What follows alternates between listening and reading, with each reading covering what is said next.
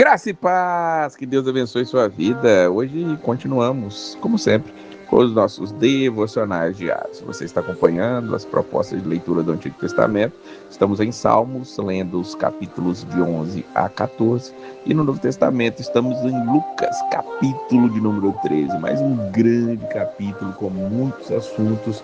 E aquele que mais te chamar a atenção, coloque nos comentários seu pensamento, suas perguntas, aquilo que te chamou a atenção.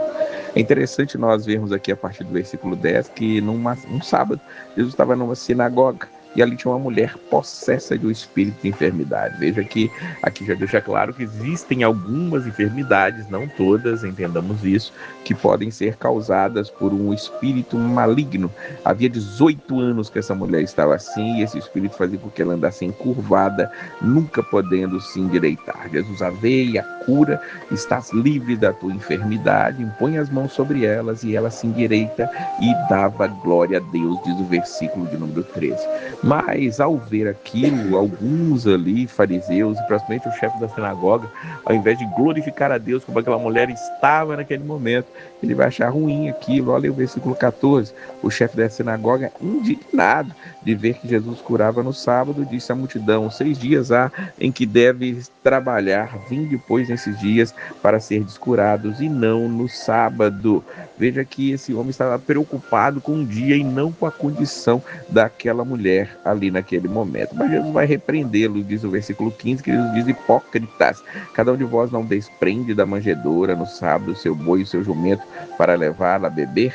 Ou seja, Jesus vai trazer ali que tem coisas que eles também faziam no sábado. Por exemplo, desprender o seu boi para que eles pudessem comer, beber, o seu jumento também.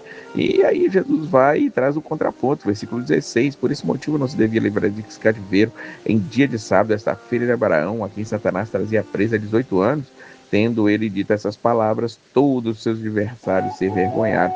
Entretanto, o povo se alegrava por todos os gloriosos feitos que Jesus realizava. Claro, eles ficavam envergonhados, porque Jesus expunha ali sua hipocrisia, expunha ali os seus erros grotescos, pensando mais nas coisas, mais na religiosidade, no que a religião deveria fazer, que é ajudar o próximo. E eles estavam pensando em si mesmos.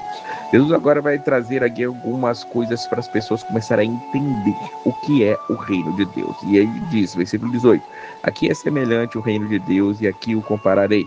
Ele vai compará-lo a um grão de mostarda e ao fermento que uma mulher esconde em 3 medidas de farinha, mostrando que tanto um quanto o outro são coisinhas pequenas, quase invisíveis, mas cresce e ali ele vai se tornar visível. Assim é o reino de Deus. Por fim, aqui embaixo vai ter outros assuntos, onde Jesus vai falar sobre a porta estreita e o lamento que ele teve ali sobre Israel. Sobre a porta estreita, alguém vai fazer uma pergunta para ele, talvez seja a pergunta de muitas pessoas hoje: Senhor, são poucos os que são salvos? Jesus vai dizer: esforçai-vos por entrar pela porta estreita, pois eu vos digo que muitos procurarão entrar e não poderão. Veja que Jesus diz: infelizmente não são muitos que serão salvos. Há uma porta estreita a ser paga, há um caminho estreito a ser seguido. Há dificuldades no meio desse caminho. Muitos não querem estar largando as coisas deste mundo, tendo uma vida de honestidade, de ética, uma vida voltada para o Senhor, uma vida de amor, uma vida de deixar o seu eu para trás, largar a sua própria vida para viver a vida de Cristo.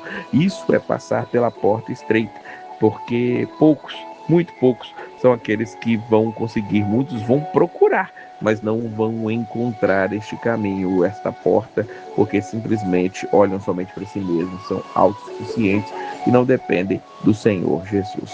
Nos últimos versículos deste capítulo 34 e 35, nós vamos ver Jesus ali lamentando sobre a cidade de Jerusalém. Jesus, ele olha para Jerusalém e diz: Jerusalém, Jerusalém, que matas os profetas, apedrejas os que te foram enviados.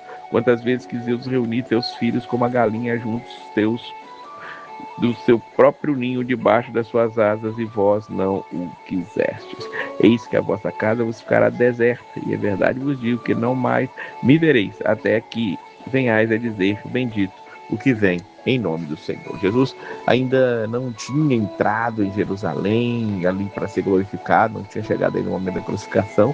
Vamos lembrar que ele tinha tomado a resoluta decisão de ir até ali, mas ainda não tinha chegado esse tempo. E Jesus lamenta porque ele quis muitas vezes trazer aquela cidade para ele. Jesus esteve ali pregando, ensinando, mas as pessoas simplesmente o rejeitaram. Deus enviou profetas àquele povo para que aquele povo se convertesse, para se adulterar contra ele com outros deuses, mas aquele povo não se converteu. E eles ali enviaram, os profetas eram mortos, as pessoas eram mortas, muitos foram apedrejados ali por eles, e Deus ainda queria juntá-los. Como a galinha junta seus pintinhos debaixo de suas asas, é uma visão bem bonita, maternal, o cuidado que uma galinha tem ali pelos seus filhotes, pelos seus pintinhos, é incrível. Assim é que Deus enxergava Jerusalém. Porém, ela vai ficar deserta. Jesus já está ali antecipando aquilo que aconteceria mais ou menos 40 anos depois da sua partida, com a queda de Jerusalém na invasão ali do imperador Tito, que veio de Roma e acabou com tudo. Infelizmente, assim aconteceu. E o que Jesus diz aqui, que eles só veriam ele quando ele voltasse e dissessem bendito que vem em nome do Senhor, ele estava dizendo durante a sua entrada triunfal, aonde ele voltou montado no jumentinho. Mas esse é o assunto para os capítulos finais de Lucas. Até aqui, que nós possamos entender que nós precisamos do Senhor, a mão dele está sobre nós, e muitos são os que entram, muitos são os que tentarão entrar pela porta, mas não conseguirão. Você está caminhando o caminho estreito para passar pela porta estreita? Se sim, e chegou até aqui neste áudio que eu estou enviando, coloca aí nos comentários: eu estou passando pela porta estreita. Que Deus abençoe a sua vida e a paz do Senhor.